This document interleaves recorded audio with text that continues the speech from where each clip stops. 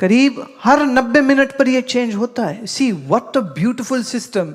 आपका घर में वो एसी का थर्मोस्टेट होता है ना, अब आपने उसको कर दिया 18 डिग्री, तो कंप्रेसर घूम, आवाज आती कुछ चेंज। जब पुराने वाले होते थे ना विंडो एसी, वो बड़ा डराते थे हैं।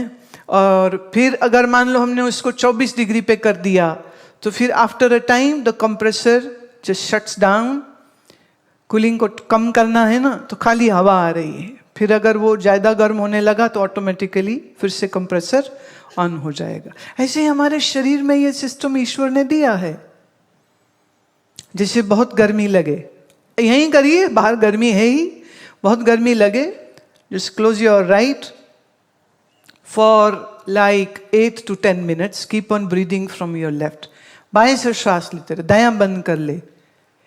आप देखेंगे आपको गर्मी लगनी कम हो जाएगी, कूल हो जाएगा।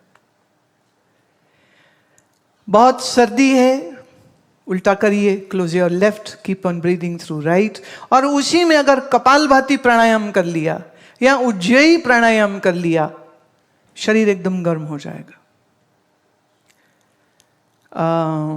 एक बार हम बर्फ की जगह में थे, मेरे साथ जो मेरे ये शिष्य है जो बराबर योग अभ्यास करते, इन सबको मैंने कहा खुले में बैठो और अपनी ब्रेथ से अपने शरीर को गर्म करो। एक पतली सी बनियान और योगा पैंट में इन लोगों ने अपने आसन किए, शरीर से पसीना छूट गया, पसीना पोंछा, फिर बैठे, फिर प्राणायाम किया। और फिर जो बाकी लोग 2-2, 3-3 स्वेटर जैकेट पहन के घूम रहे थे, ये लोग फिर सिर्फ टी शर्ट में घूम रहे थे। आपका इनर थर्मोस्टेट का कंट्रोल आपके हाथ में आ सकता है, provided you do your practices properly. You know what, ऐसा सुना है, इतिहासकार लिखते हैं कि एक बार समर्थ रामदास, शिवाजी महाराज के जो गुरु थे, उनके शरीर में ताप हो गया, बुखार हो गया, और उनको शिवाजी महाराज तक जाना था। कुछ राजकीय सलाह उनको चाहिए थी। उन्होंने निमंत्रित किया कि अब प्रभु आप, गुरुदेव हमारे पधारे हैं आप। और शिष्य ने कहा कि गुरुदेव आपके देह में तो ताप है। मौन रहे, आंख बंद करी, ध्यानस्थ हुए, पद्मासन लगाया और कुछ ही क्षणों में उठ के खड़े हो गए। चेले को कहते आओ छुओ, कहां है ताप? मेरा शिवा बुलाता है तो ताप भी फिर रोक नहीं सकता। है ताप? कहते गुरुदेव ये तो बिल्कुल आपका ताप है ही नहीं शरीर में, क्या हुआ ताप को, कहां गया?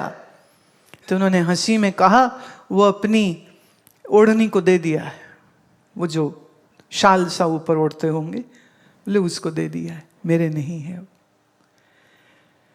तो beautiful control of your body temperature and management of your body can be done with the yogic practices. But first you have to know what you have. तो ज्ञान इंद्री की ये त्रिपुटी। अब आगे हम लेते हैं कर्म इंद्री। इंद्रिय है वाक, वाक मतलब वाक इंद्री, अरे बोलना।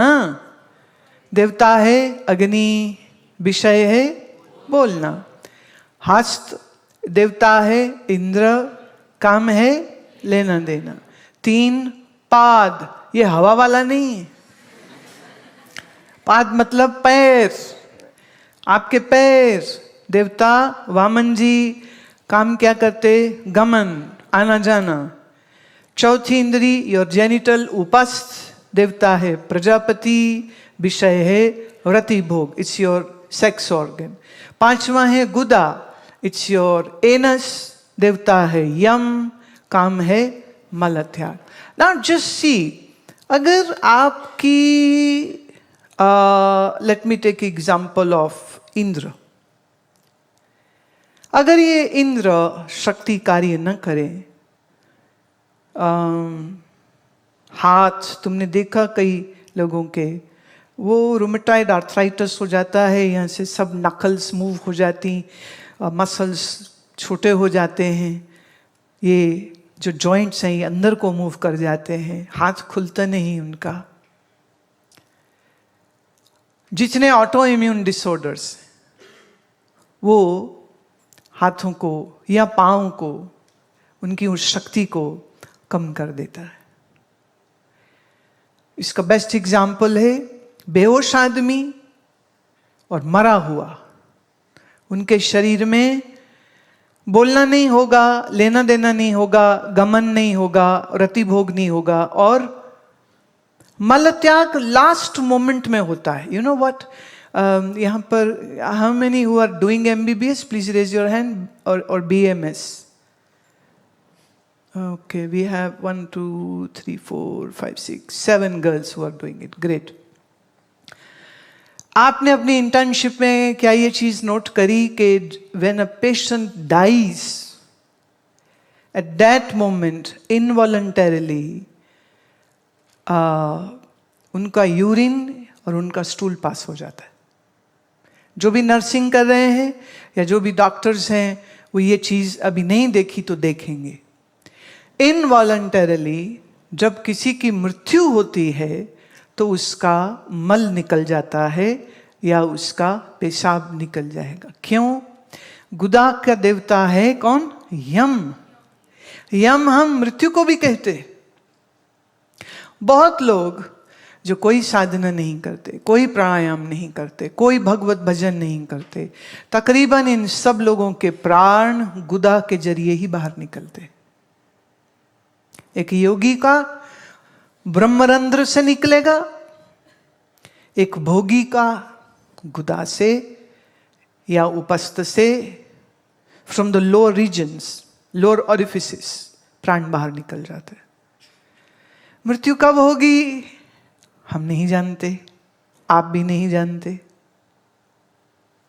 आपके प्राण अंदर कैसे चलते हैं आप ये भी नहीं जानते। तो क्या ठीक मरने के टाइम पे उस मैकेनिज्म को सडनली आप जान जाएंगे क्या?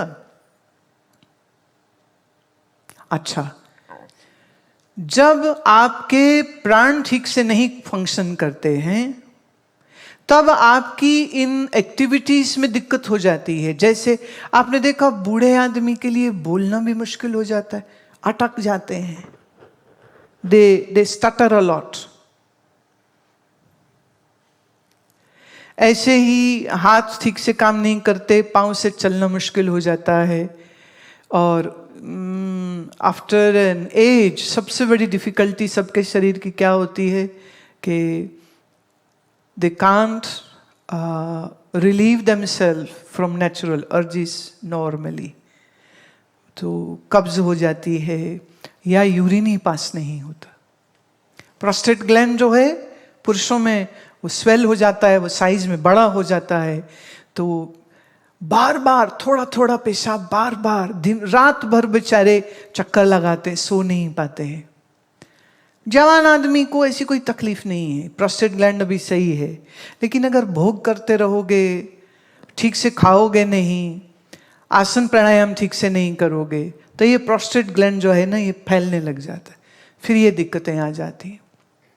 अच्छा, एक बात और मैं इसमें कहती हूँ, आजकल शादीशुदा लोगों के लिए एक सबसे बड़ी समस्या ये हो रही कि वो नेचुरली कंसीव नहीं कर पाते, इसलिए IVF क्लिनिक्स चल रही हैं कितनी धड़ाधड़।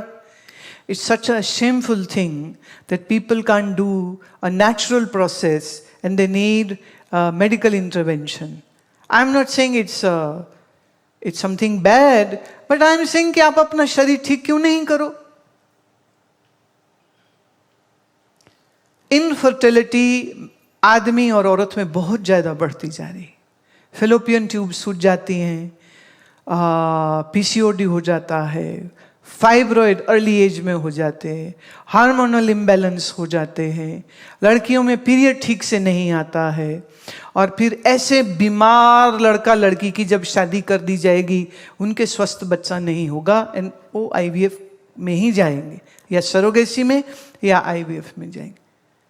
इसमें कोई अक्लमंदी की बात, आप डिग्री होल्डर हो, MTech, BTech, MBA, और शरीर की हालत खस्ता। जिस शरीर से जीना है वही शरीर स्वस्थ नहीं तो जियोगे कैसे प्यारे? तो अच्छा जीवन जीने के लिए क्या इन इंद्रियों का ठीक से फंक्शन होना आवश्यक नहीं है क्या? ये जितने एक्शंस आपके बॉडी में हो रहे हैं, फॉर एग्जाम्पल आपका liver, it does more than 500 functions. ये दाएं हिस्से में शरीर का सेकंड लार्जेस्ट ऑर्गन है लीवर। मैंने उस दिन बात हो रही थी एक हेप्टोलॉजिस्ट से, वो बता रहे थे कि 27, 28, 29 साल के यंग बच्चे आ रहे हैं और उनको लीवर सिरोसिस हो रखा है, फैटी लीवर हो रखा है। मतलब कुछ पचता नहीं है, पेट में पानी भर जाता है, फिर इतना मोटा नीडल लगा के असाइटस को, फ्लूइड को बाहर निकालना पड़ता है, वेरी पेनफुल। अभी 50 के बाद हो तो समझ लगती है, 28 में हवाए। One of the biggest reason is आपका प्रोसेस्ड फूड, आपका रिफाइंड शुगर, आपका रिफाइंड आटा, और ये जो कुछ प्लास्टिक के जिसको ऐसे खोल के चर्र आवाज आए ना, ये खोलिए आपने पैकेट, ऐसे जिसको भी ऐसे खोलो यूं, या दांत मार के खोलो कि ब्लेड मार के खोलो कि चाकू से खोलो, जिसको खोलने के लिए थोड़ा बल लगे और अंदर आधी तो हवा भरी होती है उसमें। और जब आपने वो खोला, वो चर खुला, आपने खाया, तुम्हारा लीवर भी चर हो गया। पता कब चलेगा? 5 से 10 साल में। Be very watchful what you put in your mouth. ऐसे ही कुछ भी मत खा लिया करो। Try to be away from processed food. कोई भी चीज जो प्रोसेस से आई है वो नहीं लीजिए। जो भी चीज नेचुरल है, जो भी चीज ऑर्गेनिक है, आज ही बात हो रही थी कि कल या परसों में आपको पूरा आश्रम का एक चक्कर लगाया जाएगा जहां हम ऑर्गेनिक सब्जियां उगाते हैं, ऑर्गेनिक अपनी गेहूं उगाते हैं, अपने मिलेट्स उगाते हैं, हमारी सब्जियां उगती हैं, हमारे फल जो है उसके वृक्ष हैं बहुत से, हमारे हर्बल गार्डन में औषधियां हैं, पेड़ हैं जिनके पत्ते, जिनकी छाल आपकी बीमारी को दूर कर सकते हैं। बहुत इंटरेस्टिंग होगा। I want you all of you to enjoy this round of ashram, to know and to learn. हमारे यहाँ जो चीनी आती है, हमारे पास में ही एक एक्स आर्मी मैन है, उसने कोई अभी तक शायद 50 एकड़ जमीन दोस्तों से, किसानों से कॉन्ट्रैक्ट पे ली है और बिना किसी केमिकल के वो गन्ना उगाता है। एक लोग बोले हम तो ऑर्गेनिक शुगर खाते हैं। मैं बच्चे, ये ऑर्गेनिक शुगर आई कहाँ से? जिस खेत में करीब 10 किस्म का केमिकल डाला जाए वो गन्ना बाद में रिफाइंड अगर नहीं भी किया है तो जहरीला ही ना। अभी मैं हिमाचल में थी, सेब आ रहे हैं और जहाँ हम रुके हुए थे मेरे सामने ही उसने वो इतना बड़ा मशीन टैंक में उसने कोई 4 उसने केमिकल्स डाले और सब डब्बों पे लिखा है पॉइजन, खतरा।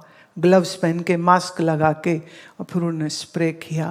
मैंने कहा आप देखिए, आजकल अंगूर पे स्प्रे, नाशपाती पे स्प्रे, सेब पे स्प्रे, संतरे पे, आम पे स्प्रे, केले पे। अब ये फल खाओ तो मर जाओ। ट्यूमर, कैंसर इसीलिए तो हो रहे हैं। हम सब सोचते लो जी हमको क्यों, तुम हीमैन हो? कौन हो तुम? माई रिक्वेस्ट, इफ पॉसिबल, माता पिता से कहिए कहीं 1 आधी एकड़ जमीन गांव में कहीं लें और खेती करनी सीखिए। और ऑर्गेनिक खेती में आप जो भी कुछ उगाएंगे वो बहुत महंगे भाव में बिकेगा, क्योंकि कम लोग उस पर काम कर रहे हैं। तो there is more demand, there is less supply, this means you will make more money. हमारे एक जानने वाले, उन्होंने अनार लगाए, साल का 15 लाख रुपया कमा रहे हैं। ये सज्जन जो शुगर केन की फार्मिंग करते हैं, गन्ने की फार्मिंग करते हैं, बहुत अच्छे पैसे कमा रहे हैं। बढ़िया गन्ना बिना केमिकल का, उसी से गुड़ शक्कर बना के वो दिल्ली की एक पॉश मार्केट में अपना सामान बेचते हैं, अच्छे भाव पे बेचते हैं, खूब पैसे कमाते हैं। मेरे लिए, आश्रम वासियों के लिए बहुत प्यार से वो चीनी यहाँ हमारे लिए अलग से निकाल के, ये चीनी सफ़ेद नहीं होती क्योंकि उसमें सल्फर नहीं है, उसमें और दूसरे केमिकल नहीं। हड्डियों का चूरा डालते हैं इसको चमकाने के लिए कई बार, चावलों को, चीनी को, जितने भी सीड ऑयल्स हैं, seed oils do not take दोस।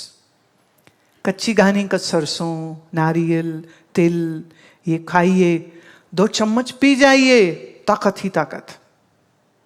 सर्दी में फ्लैक्स सीड पीजिए, अलसी, गर्मी में नारियल पीजिए, सर्दी में तिल का तेल पीजिए। अगर आप तिल का तेल पीते हैं तो आपकी स्किन जो है ब्लेमिश फ्री रहेगी। जो फ्री ब्यूटी टिप, आपके मुंह पे बहुत सारे पिंपल्स निकलते हैं तो इसका मतलब आपके रक्त में बड़ी गर्मी है। वंस अ वीक पानी पर फास्ट करिए, कुछ नहीं लेना, सिर्फ गर्म पानी और नीम गिलोय का काढ़ा बना के। ये जितनी कड़वी चीजें हैं ना, ये उतने मीठे फल देती, वो आप लीजिए। खाने में देसी घी लीजिए, 1 चम्मच 2 चम्मच। अभी मेरे लिए जब दाल बन के किचन से जब आता है मेरे पास, तो उसके बाद भी फिर हम वो रखा है एक छोटी सी पैन, उसमें 2 चम्मच और घी तेज गरम करके दाल के ऊपर लपालप खाते हैं।